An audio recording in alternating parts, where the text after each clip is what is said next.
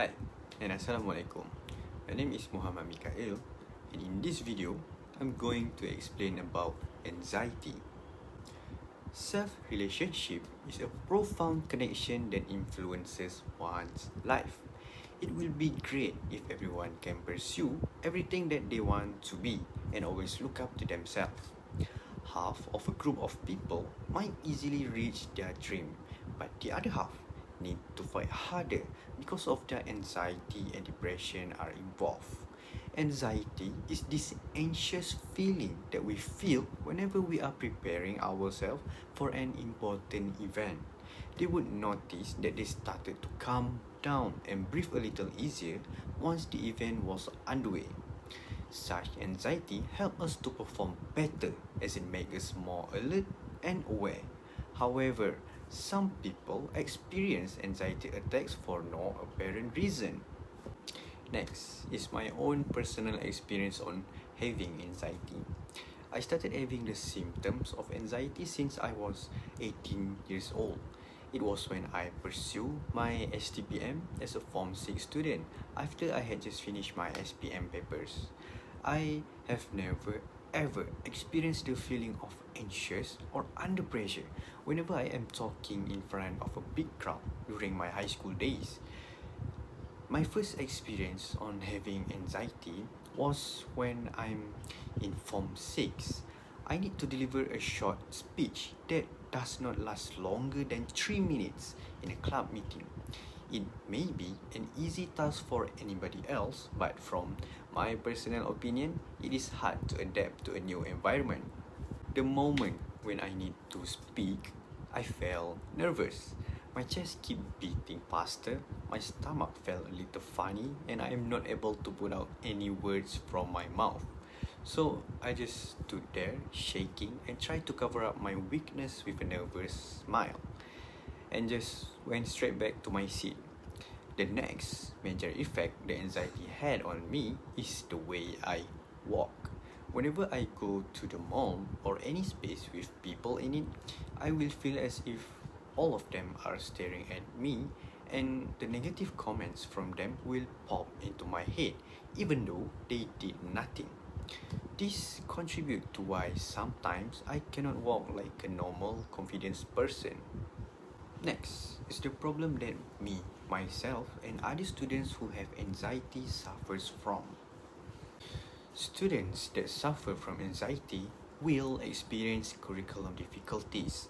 Some students cannot understand the curriculum and struggle to answer the question in the classroom, do assignments, and write research papers or report. Some students may hesitate to ask the instructors or lecturer for help. Therefore, they become anxious because they are scared if they are unable to meet the course requirement. Some students also might face anxiety about online exams because some faculty members make with a time limit and some students may need more time. This results in overthinking and blackout for some people with higher anxiety. Some students have many family problems while they are studying. When students pursuing higher education, people expect them to be tough. Not only they need to study under the pressure of family problems, those high expectations will drive them to have an anxiety. These problems affect the student academically because it hinders them in preparing well for the test, performing academic duties, and even attending lectures. This will cause them to concern about how to balance their family and academic responsibilities. Next is the solution for people who are having anxiety. The first treatment is psychotherapy.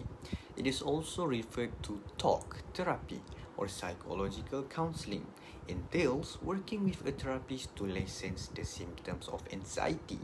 It might work well as an anxiety therapy.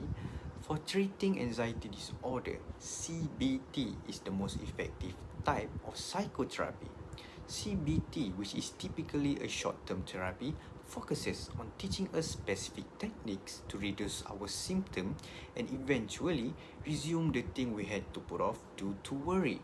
CBT includes exposure therapy, in which we gradually encounter the object or situation that triggers our anxiety, so we build the confidence that we can manage the situation and anxiety symptom. Next is the medication treatment. Medication are used to help relieve the symptoms, but it depends on what type of anxiety that the patient have. Whether the patient also have other mental or physical health issues. The doctor might prescribe the patient with a certain antidepressant that are widely used to treat anxiety disorder called buspirone. In limited circumstances, the doctor may prescribe the patient with other type of medication such as sedative. However, these medications are only for short-term relief of anxiety symptoms and they are not intended to be used for long-term.